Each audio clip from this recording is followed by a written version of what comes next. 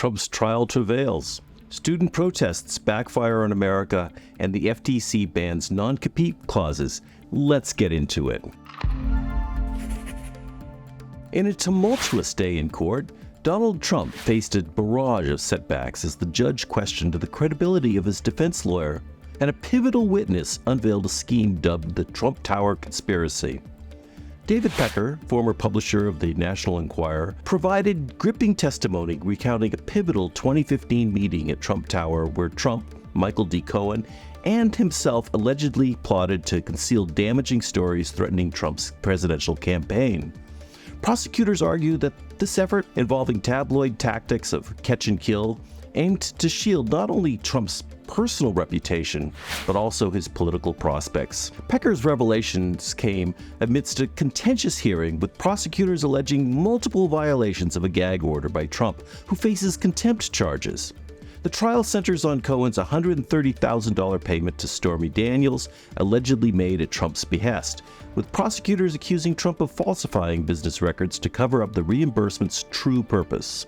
As the first American president to face a criminal trial, Trump's legal woes deepen as he contends with mounting legal challenges and a potential prison sentence. Universities nationwide find themselves entangled in the aftermath of swelling pro-Palestinian demonstrations on their campuses.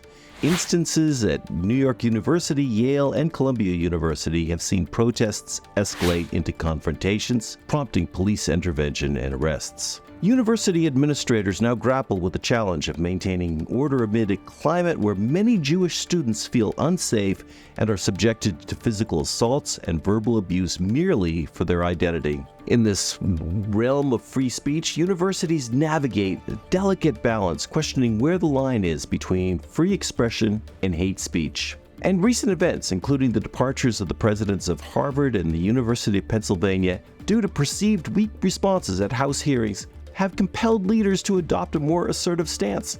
However, this shift may not have yielded the desired results. Dr. Manoush Safik, president of Columbia University, faces mounting pressures from various fronts.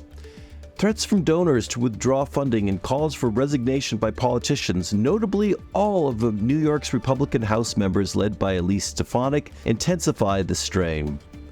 These political interventions, ostensibly addressing campus climate concerns, only serve to further complicate administrative duties. Meanwhile, life at Columbia's campus has been significantly disrupted for the majority of non-protesting students. Classes have been transitioned online, and many professors have shown solidarity through walkouts. The perpetual presence of helicopters flying overhead and police and riot gear nearby adds to the charged atmosphere. Amidst a clamor of protesters outside gates, and students, including those preparing for MCAT, struggle to find conducive study spaces. The FTC implements new non-compete rules. FTC Chair Lena Khan hailed the decision as a landmark moment for workers' rights, emphasizing its potential to generate thousands of startups annually and to inject billions of dollars into workers' pockets over the next decade. However, the decision was not without opposition, with Commissioners Melissa Holyoke and Andrew Ferguson, both Republicans, dissenting from the measure. So the announcement was met with both praise and pushback.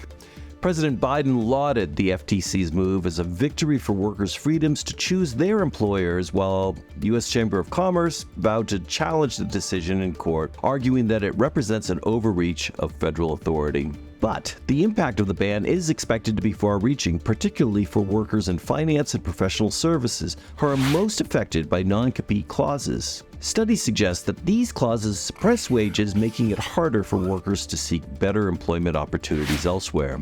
So businesses across the country are now reevaluating their hiring practices in light of the new regulation, while workers welcome the newfound freedom to pursue career advancements without fear of legal repercussions. Overall, the ban on non-compete clauses marks a transformative shift in labor policy, with implications that extend beyond individual employment contracts to reshape the dynamics of the job market as a whole. And that wraps up tonight's roundup.